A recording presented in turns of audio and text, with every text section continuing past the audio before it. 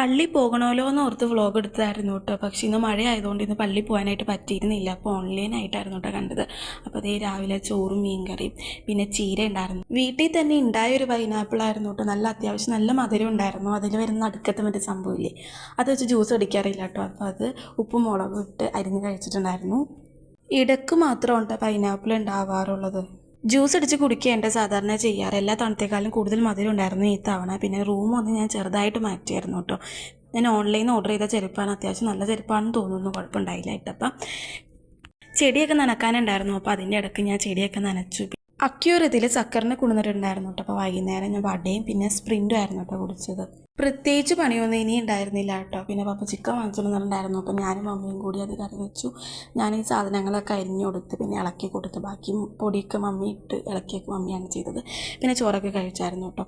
വീഡിയോസൊക്കെ ഇഷ്ടപ്പെടുവാണെങ്കിൽ ഒന്ന് സബ്സ്ക്രൈബ് ചെയ്തേക്കണേ. അപ്പോൾ ഓക്കെ, ബൈ.